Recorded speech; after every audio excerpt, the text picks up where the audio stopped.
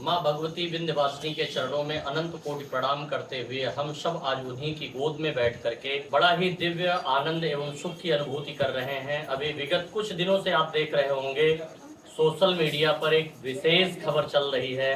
जो मैं कथा कर रहा था माधोपुर शकरदहा में, उसी कथा के मंच पे परम आदरणीय हिंदू हृदय सम्राट, उत्तर प्रदेश ही नहीं अपितु सनातन के गौरव, धर्म योद्धा, परम आदरणीय श्रीमंत सरकार माननीय श्री कुंवर रघुराज प्रताप सिंह उर्फ राजा भैया, उन्होंने अपने मन के हृदय के उद्गार अपने शब्द सुमन भागवत जी पर समर्पित करते हुए संविधान और सनातन की बात कही थी, जिसमें कुछ तथाकथित लोगों ने अपने विचार व्यक्त करते हुए माननीय राजा भैया को तमाम तरह की बातें उन्होंने कहा। लेकिन राजा भैया की सरलता और राजा भैया की गंभीरता को मैं बहुत बहुत साधुवाद देना चाहता हूं, और सीखना है अगर कुछ तो उनसे गंभीरता सीखिए, धैर्य सीखिए। और मैं बोलना तो नहीं चाह रहा था और अभी तक मेरा ऐसा कोई वक्तव्य भी नहीं आया था, लेकिन कल मैं देख रहा था कि कोई मंत्री हैं जो कह रहे थे अपने उत्तर प्रदेश में, और अपने उत्तर प्रदेश सरकार में वो सेवा दे करके जब उनसे मीडिया वालों ने पूछा कि राजा भैया सनातन धर्म अगर कमजोर हुआ तो संविधान खतरे में होगा, इस बात पर लेकर के उन्होंने कहा कि राजा भैया या जो भी आज सनातन की व्याख्या करते हैं वो सनातन नहीं है, सनातन बुद्ध ने कहा है। अरे मूर्ख, तुम लोगों को तो ये पढ़ना चाहिए कि बुद्ध ने कभी भी राम का विरोध नहीं किया, कृष्ण का विरोध नहीं किया, और बुद्ध को सही से आपने न पढ़ा न जाना। बुद्धम शरणम गच्छामि, धम्मम शरणम गच्छामि केवल कहने मात्र से नहीं होता है। बुद्ध के विचारों को अच्छे से पढ़िए और उन पर अच्छे से सोचिए। माननीय श्री राजा भैया जब कोई चीज बोलते हैं तो बिना पढ़े, बिना उस पर चिंतन किए वो बोलते नहीं हैं। उन्होंने बहुत प्यारी बात कहा है, और इसका हम नहीं, अभी मैं यहाँ के पूरे पंडा समाज और यहाँ के तमाम ऐसे लोगों से मिला, उन्होंने मुझसे ये बातें कही। और हमारे साथ जनसत्ता दल लोकतांत्रिक पार्टी के वरिष्ठ पदाधिकारी जो मिर्जापुर क्षेत्र में बहुत प्रयास करके जनसत्ता दल को बहुत ऊंचाइयों तक ले जा करके उन्होंने धर्म, सनातन और संविधान पर बहुत ही कार्य किया है। मैं आप सबसे एक ही बात कहना चाहता हूं, माननीय राजा भैया के दरबार में कभी आप आकर के देखिए बेटी कोठी में, वहां सबसे ज्यादा दलित, पिछड़े, आदिवासी और निम्न तबके के लोग हैं, जिनकी समस्याओं का समाधान कोर्ट अदालतों में जो जा करके चक्कर खा करके परेशान हो जाते हैं, और उनका राजा भैया अपने जनता दर्शन दरबार में उनका निराकरण किया करते हैं। ये बातें मैं इसलिए कह रहा हूं क्योंकि आज किसी उच्च कोटि पर बैठ करके किसी ने राजा भैया को कुछ नहीं कहा, बल्कि चतुर्थ वर्ण में जन्मे छोटे छोटे लोगों ने जो न राजा भैया को कभी देखे होंगे, न उनके विषय में कभी सुना होगा, न उनके विषय में कभी पढ़ा होगा, उन लोगों ने ऐसा वक्तव्य दिया।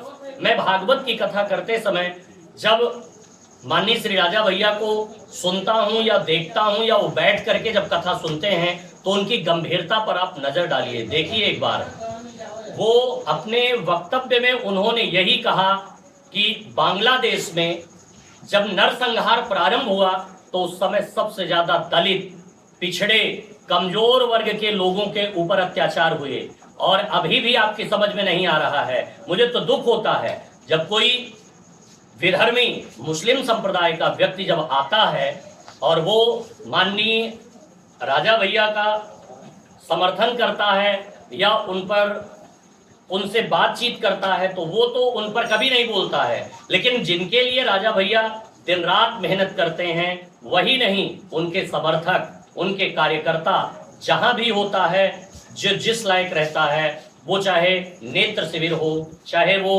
गरीबों में कंबल वितरण हो, और उनके दोनों सुयोग्य सुपुत्र जो संस्कार से परिपूर्ण भरे हुए हैं, ऐसे लोगों के विषय में ऐसा बोलना दुखदायी है। क्योंकि अभी ज्यादा दिन की घटना नहीं है, दीपू चंद दास जैसे इतने सरल व्यक्ति जो चतुर्थ वर्ण में जन्मा था भूल गए उसको, और जब कोई मुस्लिम संप्रदाय आपको मारता है तब आप हिंदू हिंदू चिल्लाते हो, और जब कोई हिंदू आपके कंधे से कंधा मिला करके आपकी सेवा में खड़ा होता है तो आप उसको बताते हो संविधान फाड़ करके फेंक देंगे। संविधान सनातन की रक्षा करने पर ही है। जैसे हमारे यहाँ चार वर्ण हैं, भगवान श्री कृष्ण स्वयं कहते हैं चातुर्वर्णम मया सृष्टम गुण कर्म विभागसः, गुण और कर्म के अनुसार मैं 4 वर्णों का निर्माण करता हूँ। चारों वर्ण इस सनातन के स्तंभ हैं। आप अपने को अलग मत मानिए, क्योंकि अगर आज आप अपने आप को अलग मान लिया तो अगले दिन आप ही कुचले जाओगे, आप पर ही अत्याचार होगा। इसी विषय पर लेकर के मैं संजू बाबा से निवेदन करूंगा कि वो अपने वक्तव्य रखें, जिससे ये बात जन जन तक पहुंच सके, माननीय राजा भैया तक ये बात पहुंचे, और माननीय राजा भैया को ये लगे कि राजा भैया सनातन और संविधान के लिए अकेले नहीं है, उनके लिए ये केवल मिर्जापुर नहीं, विंध्य क्षेत्र नहीं, अपितु पूरे भारत का सनातनी और संविधान को मानने वाले। संविधान किसी एक का विषय नहीं है। आप लोग क्या समझते हैं संविधान केवल आपका है? मैं भी संविधान का पुजारी हूँ। हमारे भारत में रहने वाला हर एक सनातनी संविधान का पुजारी है। तो क्यों ना आइए हम सब मिल करके संविधान की रक्षा करें और राजा भैया को 2027 में उनके समर्थकों को एक ऐसे उच्च स्तर पर खड़ा करें उनको, जिससे वो सनातन और संविधान की बात देश में खड़े होकर के मुखरता से प्रखरता से कह सकें। माँ विंध्यवासिनी ऐसी उनको शक्ति दे, ऐसी ताकत दे। मैं संजू भैया से निवेदन करूंगा कि वो अपने वक्तव्य और अपने विचार रखें। इससे ज्यादा मैं क्या बोल सकता हूँ। महाराज जी तो सारी बातें जो है बोल दिया, और जब सनातन ही अच्छा नहीं रहेगा तो संविधान कहाँ से? पहले सनातन, उसके बाद संविधान आता है। और जो माननीय जी के लिए लोग गलत टिप्पणी कर रहे हैं, ऐसे लोगों को तो मैं अपने निगाह से और वो लोगों के निगाह से मैं जो धर्म से जो जुटे हुए हैं, ऐसे लोग गंदे नाली के अच्छे कीड़े होते हैं, जो कि सारी बात माननीय जी का समझे नहीं, सुने नहीं, और उनके बारे में गलत टिप्पणियाँ करना शुरू कर दिए। तो मैं लोगों से मैं कहना चाहता हूँ कि आप लोग पहले धर्म की रक्षा कीजिए। पहले हिंदुत्व है, उसके बाद जो है संविधान है। इसी के साथ मैं अपने वाणी का विराम करूँ। संजू बाबा ने कि माँ थी सनातनी, माँ थी राम कृष्ण हनुमान दुर्गा काली की पुजारी, और पिता ढूंढ लिया उन्होंने किसी दूसरे को।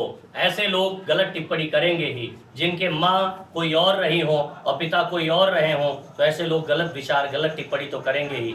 आइए इस विचारधारा को त्याग करके अपने सनातन को पहचानिए, क्योंकि जन्म से हम सनातनी ही हैं। क्योंकि एक सनातन ही ऐसा है जो बनाया नहीं जाता है। और एक लाइन में अगर मैं सनातन की व्याख्या करूं, जो हमारे तन में सना है वही है सनातन। अन्य तो बनाए जाते हैं, सनातन बनाया नहीं जाता है।